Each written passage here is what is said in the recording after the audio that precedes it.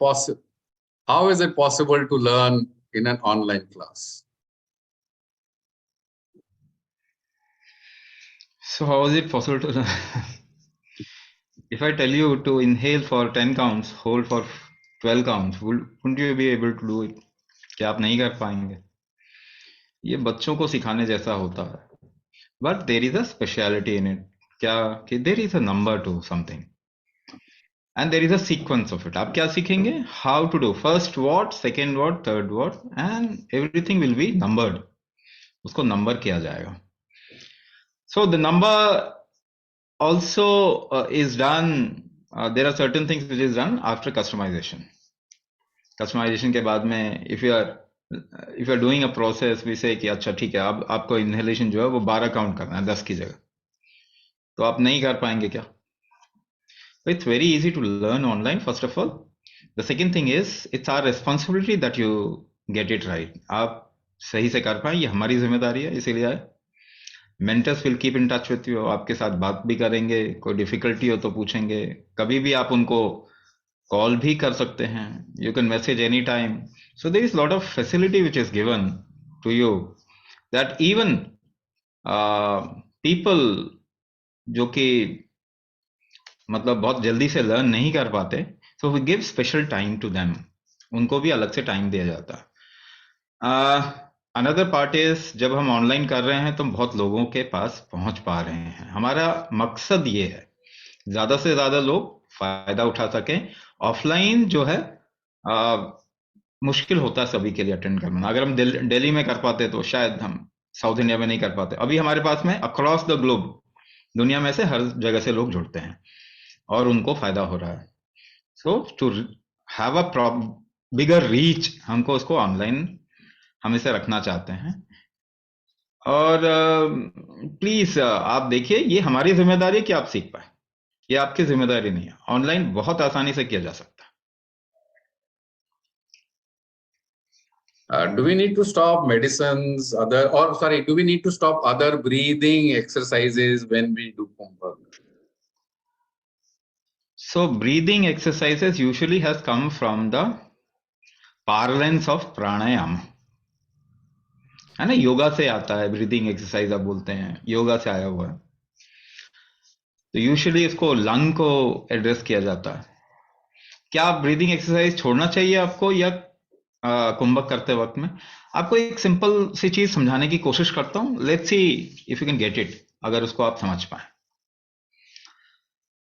So kumbhak, breath hold is one aspect of kumbhak, एक area है कुंभक का. But kumbhak is a bigger science, एक बहुत व्यापक इसका क्षेत्रफल है. दुनिया में कोई भी चीज बिना कुंभक के नहीं होता. तो आपको याददाश्त है ना, आप याद रखते हैं कोई चीज. आपके कर्म, कहते हैं कर्म है ना, बहुत सारे कर्म होते हैं. संचित कर्म कहां पे रखे हुए हैं, कौन से बॉक्स में रखे हुए हैं, मालूम है आपको? वो आप कुंभक के जरिए होल्ड करते हो.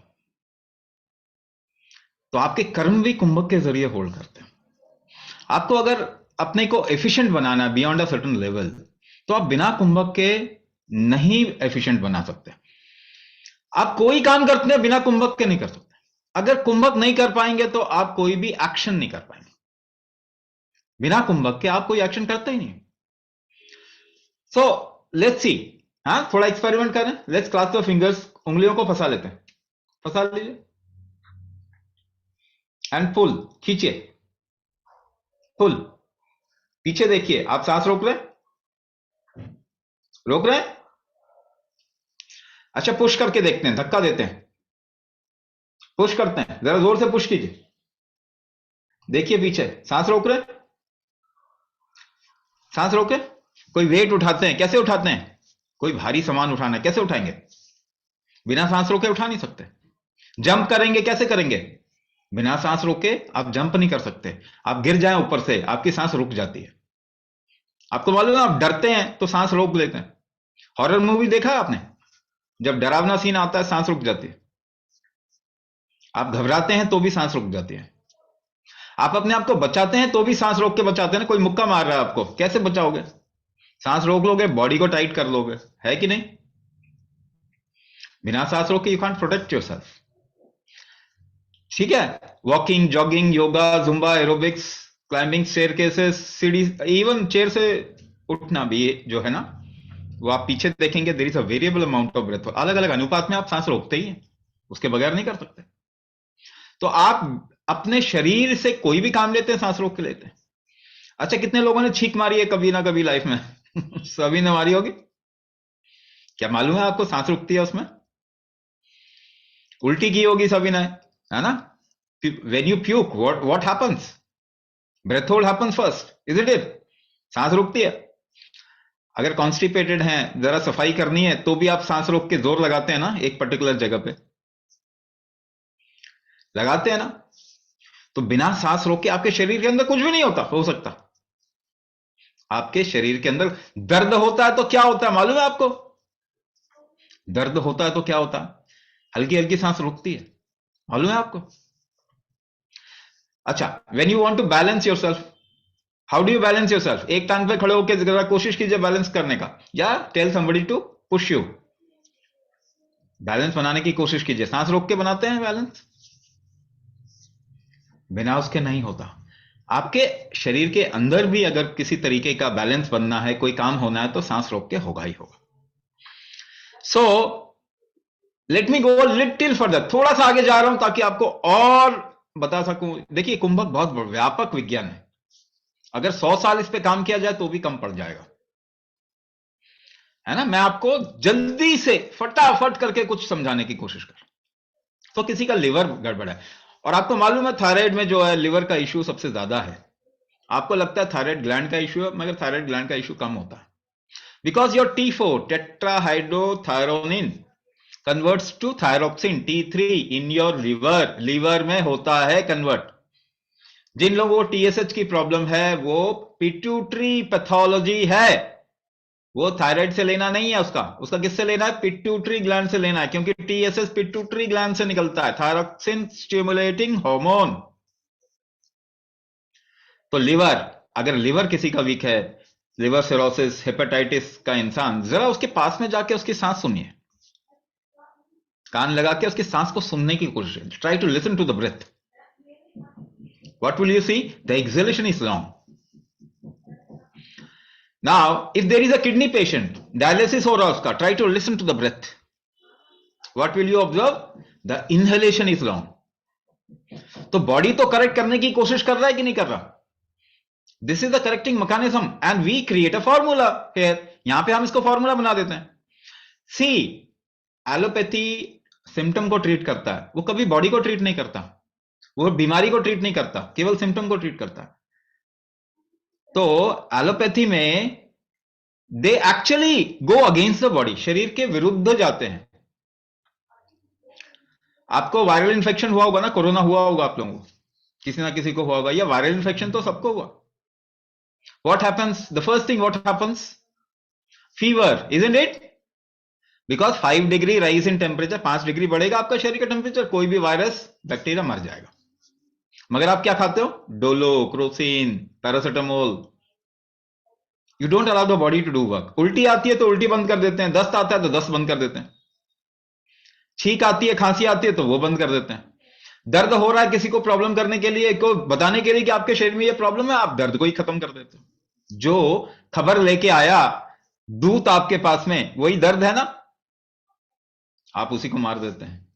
इतना बड़ा गुनाह करेंगे कि शरीर के अगेंस्ट में जाएंगे, तो इसको ट्रीटमेंट तो नहीं कह सकते ना। आप थोड़े समय के लिए मैनेज कर लीजिए, but this is not a treatment. तो कौन ठीक करता आपको? कोई दवाई नहीं ठीक कर सकती, इसलिए दवाई से कोई ठीक नहीं होता। जब डॉक्टर कह रहे हैं ये बीमारी ठीक नहीं होती, तो फिल इन द ब्लैंक्स तो भरना चाहिए आपको। क्या? ये केमिकल मेडिसिन से ठीक नहीं होता। फिल इन द ब्लैंक्स आप कर लो, ये मेडिसिन से ठीक नहीं होता। तो लीवर को ठीक करना है तो बॉडी के साथ में जाना पड़ेगा, बॉडी ही ठीक करता है। लाखों सालों से आपको प्रॉब्लम नहीं थी ना। 50 साल बाद किसको थायराइड था? 50 साल पहले किसको थायराइड था? 50 years बैक।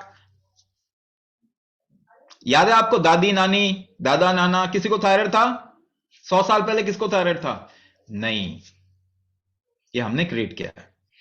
सो लीवर को ठीक बॉडी कर ही रहा है। क्या कर रहा है? लंबा एक्सहेलेशन करके। फॉर्मूला क्या बनता है? 1 unit 5 second, 1 unit inhalation, 1 unit hold, 4 unit exhalation. It becomes a formula to treat liver. 4 unit inhalation, lamba inhalation, 2 unit hold, 1 unit exhalation becomes a formula to treat kidney. मगर इसके बाद भी मैं एक बात कहूंगा, your kidney doesn't work without your liver doesn't work without your heart doesn't work without your nervous system, and so on and so forth. सब कुछ जुड़ा हुआ है. इसीलिए हम क्या करते हैं, पहले डायग्नोसिस करते हैं. We do a diagnosis and then we teach you a holistic method जो आपके शरीर के सभी एस्पेक्ट्स को एड्रेस करे. And then we customise it according to your weakness. जो अब आप थोड़ा एक्सपेरिमेंट करके हमको फॉर्म देते हो अपने ब्रेथ के साथ, इमोशन के साथ, तो हम एनालाइज करके पता लगाते हैं कि कौन सा फोर्स, कौन सा फैक्टर वीक हो गया, और आपके मॉड्यूल को उसके हिसाब से हम कस्टमाइज कर देते हैं. Can it cure tinnitus? And I'm joining a question with it. How will I know whether Kumbhak therapy is working for me or not? So how will I know that I'm feeling good or not? How will I know that I'm happy or not? How will I know that I'm going in the right direction or not?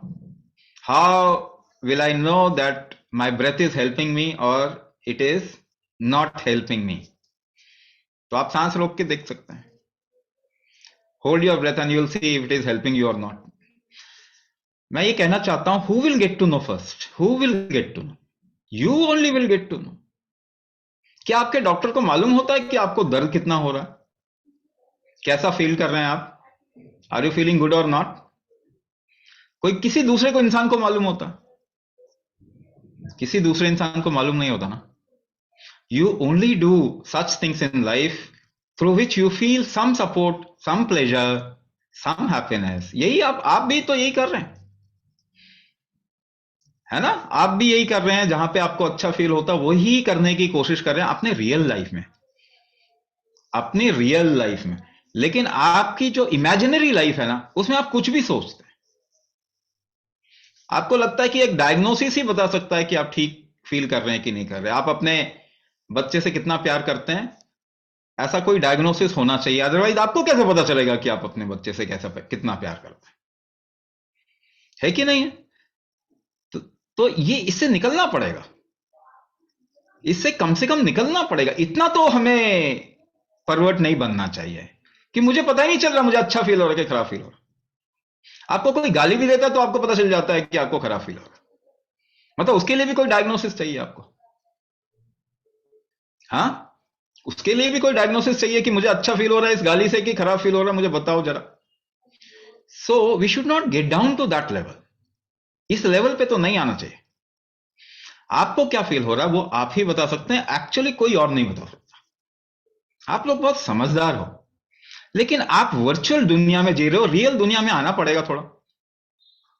आप virtual दुनिया में जी रहे हो, आप सपनों की दुनिया में शायद जी रहे हैं. Otherwise only you can tell if you have a problem और नॉट.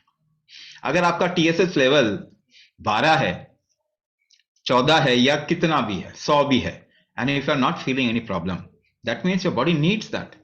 उसकी जरूरत है उस समय पे. तो सबको अगर आप स्टैंडर्डाइज करके एक लेवल पे लाना चाहेंगे तो ये गलत तरीका है, ये अप्रोच ही गलत है. और ये खुद मेडिकल साइंस जान रहा है कि ये अप्रोच गलत है, मगर उसने किसी और को अपने पैरेलल में खड़ा ही नहीं होने दिया. तो आप दरवाजा खोलते हैं तो आप क्लिनिक ही मिलता है किसी ना किसी. एलोपैथी साइंस ही मिल रहा है आपको, एलोपैथी मिल रहा है. एक्चुअल में वो साइंस नहीं है. बहुत प्रूफ है जहां पे कि ये आप कर सकते हैं, ऑनलाइन सर्च कर लीजिए, आपको पता चल जाएगा. तो और वो भी ठीक नहीं करते. वो कहते हैं जी ठीक नहीं होगा, फिर भी आप उन्हीं के पास जा रहे हो. जरा मजे की बात देखिए, आप किसके पास जाते हैं जो कहते हैं कि ये ठीक नहीं होता, दवाइयों से ये ठीक नहीं होता, फिर भी आप वहीं जा रहे हो, फिर भी आप वहीं जा रहे हो, है कि नहीं है? तो आप समझदार हैं, आप लोग बहुत समझदार हैं. प्रॉब्लम यह है कि आप थोड़ा पढ़ लिख गए हैं. Educated people are not intelligent. पढ़े लिखे लोग समझदार नहीं होते. हार्वर्ड यूनिवर्सिटी का रिसर्च है, जरा ऑनलाइन गूगल पे सर्च कर लीजिए तो पता चल जाएगा आपको. आप अगर अपनी पढ़ाई को थोड़ा साइड में रखें तो पता करते हैं कि आपको सब मालूम ही है. वैसे भी मालूम, एक पांव पे खड़े हो रहे हैं, ज्यादा दर्द होता है तो पांव को शिफ्ट करते हैं कि नहीं. कौन सा डायग्नोसिस कौन सा डॉक्टर बताता है? एक करवट लेते हैं तो दूसरे करवट पे आना पड़ता है. आपको क्या स्वाद खाने का मन कर रहा है, क्या ललक हो रही है उस टाइम पे खाने की, आपको क्या करने का मन कर रहा है, कौन बताता है? आपका शरीर बताता है। The best diagnostic equipment is your body, और उसका 1% भी हम नहीं जानते, जिसे मॉडर्न डायग्नोसिस कहते हैं, उसका 1% भी नहीं जानता वो। तो कौन बताएगा? आप ही बताएंगे। आप कुंभक करेंगे, एनर्जेटिक फील करेंगे, कौन बताएगा आपको? एक्चुअली हम चेक भी कर सकते हैं आगे चल के, अगर हम कुछ ऐसे डायग्नोसिस भी लेके आना चाहते हैं using technology, where we can actually test the energy increase in your system, है ना, आपके बॉडी का एनर्जी कितना बढ़ गया, जिसको हम आयुष कहा। इसका नाम क्या है? संस्कृत का वर्ड एनर्जी का आयुष, अलाइवनेस। आयुर्वेद वहां से आया, अलाइवनेस बढ़ाने का तरीका। ये कौन बताएगा? ये आपका शरीर बताएगा, आपको खुद ही पता लग जाएगा कि आप लेथार्जी कम हो गई है, आपको कुंभक करने के बाद बहुत एनर्जी फील होती है, आप ज्यादा काम कर पाते हैं, आप बॉडी से ज्यादा एक्टिविटी कर पाते हैं। कौन बताएगा? आप ही बताएंगे। Yes, after certain period of time, जो भी आपका डायग्नोसिस, सो कॉल्ड डायग्नोसिस है, which is of no use, वो डायग्नोसिस करके किसी को ठीक तो किया नहीं जा रहा, कोई ठीक तो हो नहीं रहा, तो आप डायग्नोसिस भी करवा लीजिए, हम मना नहीं करेंगे। आपको प्राणायाम करने से भी हम मना नहीं करेंगे। इसके पहले मैं कुछ बता रहा था, so I was just telling you कि it is a different thing how we approach correcting the body, है ना, ये बिल्कुल अलग चीज है। ब्रेथ एक्सरसाइज, ब्रीदिंग एक्सरसाइज जो हम कह रहे हैं, वो कोई स्पेशलाइज तरीका नहीं है। इट इज जस्ट कि आप लंबी ब्रीदिंग भी लेंगे तो भी उसको ब्रेथ एक्सरसाइज किया जाता है, कहा जाता है। लेकिन लंबा ब्रीदिंग और शॉर्ट ब्रीदिंग, फास्ट ब्रीदिंग, ये दोनों करने के लिए आपका कुंभक स्ट्रांग होना चाहिए। तो अगर आपको प्राणायाम भी करना है तो कुंभक करिए, आप प्राणायाम कर। अगर आपको हठ योगा करना है ना, हठ योगा, ऑल दोस योगासनस करना है ना, एक्सरसाइज करनी है, तो एक काम कीजिए, आप कुंभक कीजिए, आप देखेंगे कि आप ज्यादा अच्छा कर पाएंगे। लेकिन उल्टा पॉसिबल नहीं है, क्योंकि ज्यादा एक्सरसाइज करेंगे तो हार्ट अटैक आ जाएगा, मालूम है ना। आजकल हो रहा है कि नहीं हो रहा? बहुत यंगस्टर्स को हार्ट अटैक हो रहा है। तो पहले आप कुंभक कर लीजिए, लिवर को, हार्ट को, किडनी को स्ट्रांग कर लें, उसके बाद एक्सरसाइज भी करोगे तो भी प्रॉब्लम नहीं है। तो kumbhak is the core of things, activity और डायनेमिक वर्ल्ड का कोर कुंभक है। तो आप ये कर लीजिए, उसके बाद जो मर्जी करो, आप रिस्क में नहीं आएंगे, जल्दी बीमार नहीं होंगे, बीमार होंगे तो जल्दी ठीक हो जाएंगे, आपकी लाइफ में खुशी आएगी, एंटर कर जाएगी किसी ना किसी तरीके से। बहुत कुछ होने के बाद भी अगर मन के अंदर संतुष्टि और खुशी नहीं था, वो आपके अंदर आ जाएगा, है ना। फोकस ज्यादा कर पाएंगे, कि सक्सेसफुल ज्यादा होंगे, because you will be able to use your body and mind very efficiently through kumbhak. आपके ऑर्गन्स अच्छे होंगे तो बीमारियां नहीं होंगी, अगर कोई होंगी, बीमारी होती है तो आप बहुत जल्दी निकल जाएंगे उससे, राइट। तो थोड़ा बताने की कोशिश करो, there is lot of places where questions can be asked, but क्या इट्स अ ह्यूज सब्जेक्ट, आपको छोटे में पूरा समझाने की कोशिश कर रहा हूं। और क्या इससे वो ठीक होता है क्या? There are 2-3 like that: vertigo, tinnitus, varicose veins, and yes, somebody also asked कि मुझे बीपी है और अस्थमा है, क्या मैं ये कर सकता हूँ, कर सकती हूँ? तो जिनको मल्टीपल प्रॉब्लम है उनको हमने बोल दिया कि आप नंबर छोड़िए, will find out what all problems you have and then will guide you to the right program. ये एक चीज आ गई। क्या टेनाइटिस ठीक होगा? हमारे पास ना इसका टेस्टिमोनियल है, लोगों के टेनाइटिस, वर्टिगो, वेरिकोस वेन ठीक हो गए, है ना, बहुत टेस्टिमोनियल। अच्छा, इन तीनों ही चीज में मैं एक बात आपको बता देता हूं, आपको समझ में आएगा, ठीक है। तो और बीपी का भी इशू मैं बता रहा हूं कि बीपी होता क्या। क्या आपको मालूम है बीपी? दुनिया में किसी को नहीं मालूम कि बीपी क्या होता है। क्या आपको इस बात का मालूम है? अच्छा, कितने लोगों को मालूम है कि हार्ट ब्लड को पंप करता है? कितने लोगों को मालूम है?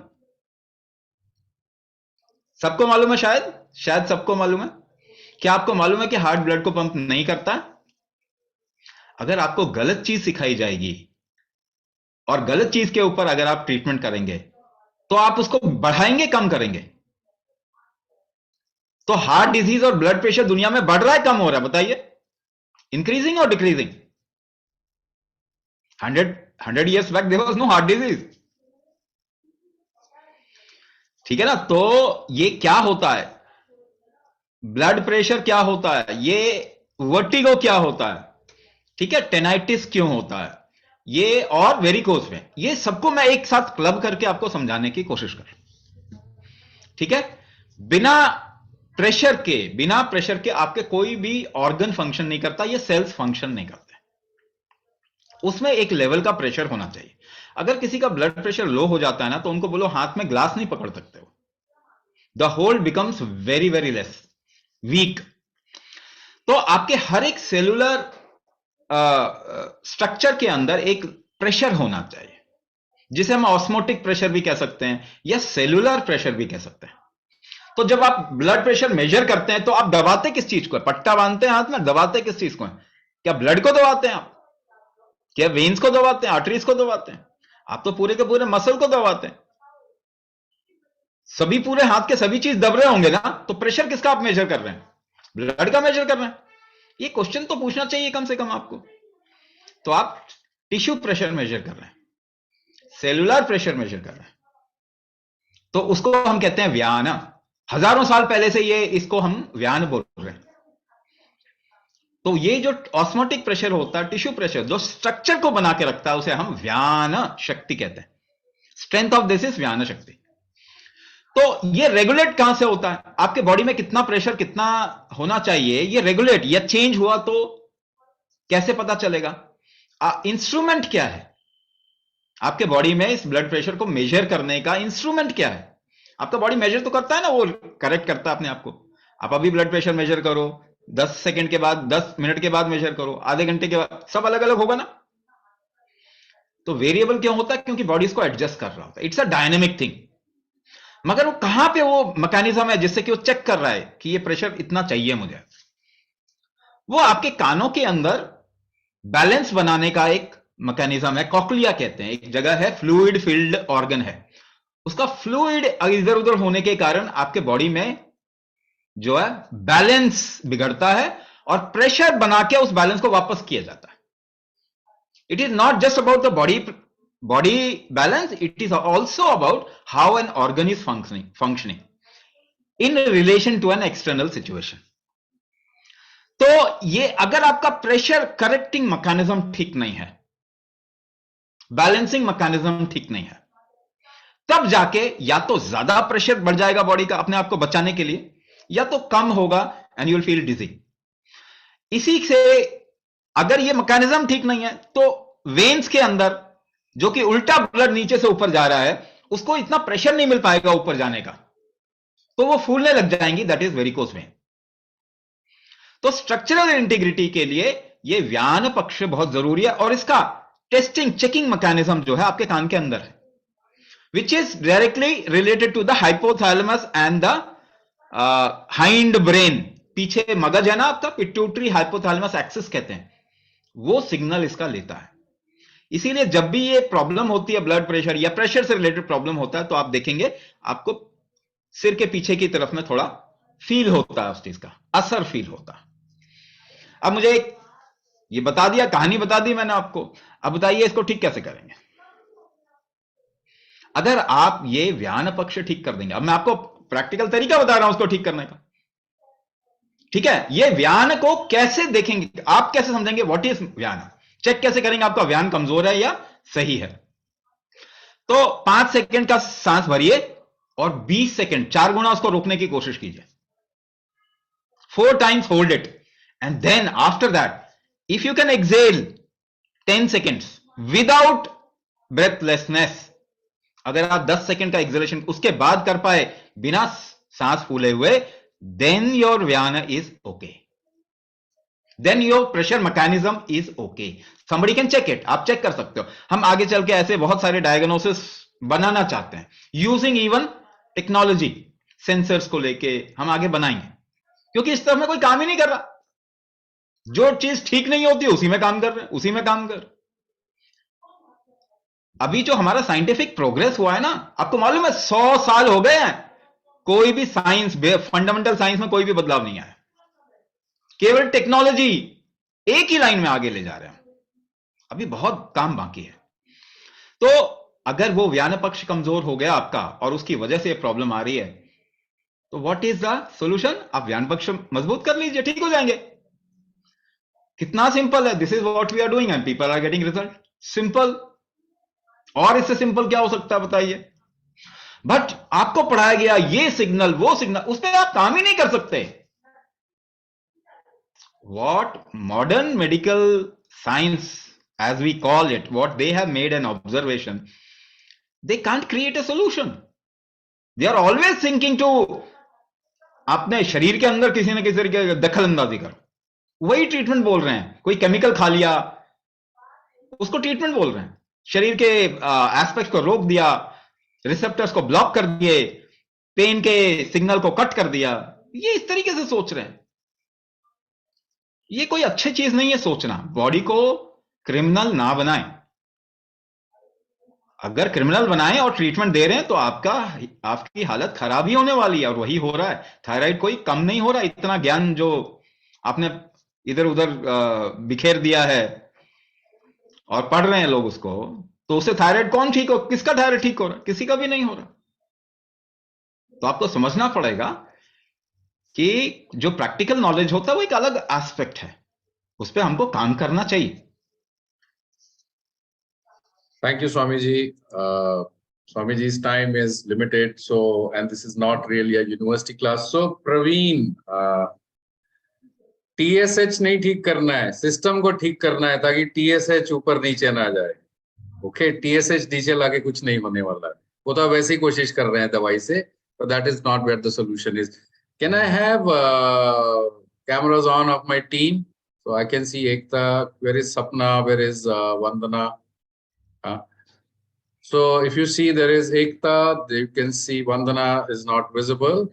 There is Sapna also.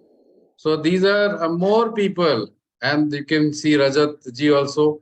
So somebody like Ekta, Sapna, and Vandana, they have come out of thyroid problems, glaucoma, okay, and many other multiple issues. Rajat ji, for the first time in his life, did not have to apply lotion on his skin in the winter because वो वैसे ही naturally dry नहीं हुई. Okay, so if you look at me, I have used Kumbhak to come out of various conditions like diabetes, blood pressure, heart. So I'm living medicine-free life of all these. So it is all through the directions of Swamiji, who has taught us Kumbhak methods, and we are now Kumbhak mentors and Kumbhak practitioners ourselves. So now the only question is whether you wish to come out of tinnitus, whether you wish to come out of thyroid issues, whether you wish to come out of goiter problem, this, that, and the other. Whether are you willing to commit yourself over a certain period of time? अगर तो आप अपने आप को commitment देने को तैयार हैं और थोड़ा अपने सिस्टम के साथ पेशेंटली काम करने को तैयार हैं, तो आप सभी लोग 100% इससे बाहर आ सकते हैं. The only question is time, and it depends on your effort, your commitment, and your patience. Okay, so so आंखों के चश्मे वाले भी बहुत सारे हैं जिनके चश्मों के नंबर ठीक हुए हैं. कुछ खाने से भी थायराइड ठीक होता है क्या?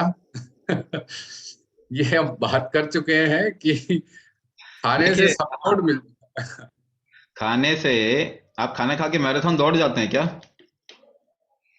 आप खाना खाएं मैराथन दौड़ जाएं, अगर खाना आपको इतनी शक्ति दे देता तो ये हो जाता है क्या? आप ताकतवर बन जाते हैं, ये हो जाता है क्या? ऐसा तो नहीं होता. खाने को पचाने में भी आपके शरीर की शक्ति इस्तेमाल होती है. तो आपके बॉडी का ना रिकवरी स्ट्रेंथ होता है. देखिए, कुछ चीज अगर चली गई तो वो रिकवर नहीं होती है. जैसे आंखों का एक्सीडेंट हो गया, लेंस निकल गया, तो लेंस तो वापस आएगा नहीं, है ना? लेकिन अगर नेचुरल आई है अभी, तो उसमें इंप्रूवमेंट आ सकती है, बिल्कुल आ सकती है. मगर इंप्रूवमेंट खाने से नहीं आएगी. Having good food is good. आपको अच्छा भोजन लेना चाहिए ताकि आपकी रिकवरी स्ट्रेंथ जो है बॉडी की वो काम कर सके. तो आपको ठीक तो आपकी बॉडी का रिकवरी स्ट्रेंथ करता है, आपका बॉडी ठीक करता है, और कोई भी ठीक नहीं करता. तो इसलिए मैं कह रहा हूं, अगर आपने क्रिमिनल बना दिया अपने बॉडी को, तो फिर वो ठीक कैसे होगा? आप तो हर साल दवाई खा रहे हो, रिसेप्टर ब्लॉक कर रहे हो, तो कैसे ठीक होगा? तो क्या कुछ लोग ये भी पूछ रहे हैं टाइम कैसे एडजस्ट कर रहे हैं. वो तो आपकी जरूरत के ऊपर है ना. आपके लिए जो जरूरी होता है उसके लिए आप टाइम निकालते हैं. तो उसके क्या आप अपने लिए जरूरी हैं? आप अपने से सवाल कीजिए. और रोज क्लासेस होती नहीं है, एक बार होती है, मल्टीपल इश्यूज क्या चश्मे से निकल सकते हैं? एक हद तक आप निकल सकते हैं अगर डैमेज नहीं हुआ। जैसे मेरी आंखों का इट्स एन एक्सीडेंटल आई, तो फिर तो कोई चारा नहीं है। जैसे दांत है, एक बार होते हैं फिर निकल जाते हैं, अगर निकल गए तो वो वापस थोड़ी उग जाएंगे। तो कुछ चीजें बॉडी में जो है वो एक ही बार होती हैं, वो वापस नहीं आ सकती, लेकिन वो प्रॉब्लम जिसकी वजह से वो प्रॉब्लम हुई वो हम ठीक कर दें, ये पक्का है, आगे चल के प्रॉब्लम नहीं होगी। तो वैसे ही आपके बॉडी में बहुत सारी चीजें रिकवर करती हैं, आपका बॉडी रिकवर करता है, भोजन नहीं रिकवर करता, मेडिसिन नहीं रिकवर करता, आपके बॉडी को ठीक नहीं करता, आपका बॉडी ठीक करता है। तो उसकी शक्तियां हैं जिसकी वजह से ये ठीक होती है। हम वो शक्तियों को बढ़ाना चाहते हैं, वो वीक हो गई है, उसको आप किसी भी तरीके से और तरीके से नहीं बढ़ा पाएंगे, दवाइयों से तो और खराब कर रहे हैं, है ना। दवाइयां कोई भी हो, चाहे केमिकल हो चाहे नॉन केमिकल हो, आयुर्वेदिक दवाइयां भी जो वो बाहर से सपोर्ट है। अगर इमरजेंसी हैंडल करना है तो उस समय आप कुछ भी यूज कीजिए, मगर वो टेम्पररी होना चाहिए। दवाइयां हमेशा टेम्पररी होनी चाहिए, हफ्ता 2 हफ्ता 3 हफ्ता, ज्यादा से ज्यादा महीना भर ले लिया बस खत्म, उससे ज्यादा नहीं लेना चाहिए, क्योंकि फिर आपने बॉडी का नुकसान किया। अब उसको रिकवर कीजिए।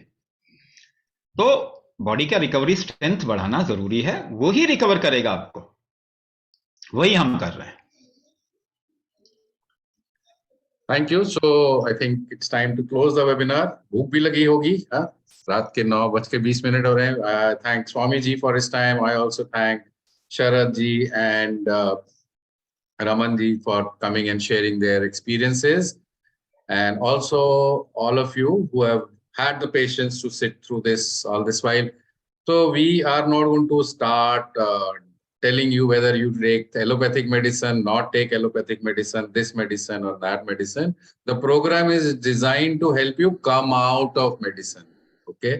तो पर वो ओवरनाइट नहीं होगा। किसी ने पूछा कि हम शुरू करते ही मेडिसिन छोड़नी होगी, नहीं, ऐसा कुछ नहीं है। पहले आप अपने शरीर की क्षमता बढ़ाएंगे, अपनी स्ट्रेंथ को बढ़ाएंगे, और जब आपको महसूस होने लगेगा और आप कुछ काफी लोग लेवल्स भी चेक करते हैं, उसके बाद आप मेडिसिन आराम आराम से छोड़ सकते हैं। तो अपना नंबर जरूर छोड़ के जाइएगा। हाँ, जो बार बार पूछ रहे हैं T3 T4 नॉर्मल है, TSH is under unit but I am still overweight, तो मेटाबॉलिज्म ठीक नहीं है आपका, मेंटेनेंस फैक्टर ठीक नहीं है। So that is it from us for now. Leave your numbers. We will keep the webinar open for another minute or so. Do leave your numbers so that the team can get in touch with you. And those who have multiple issues, we will be guiding you towards the right kind of program. Thank you.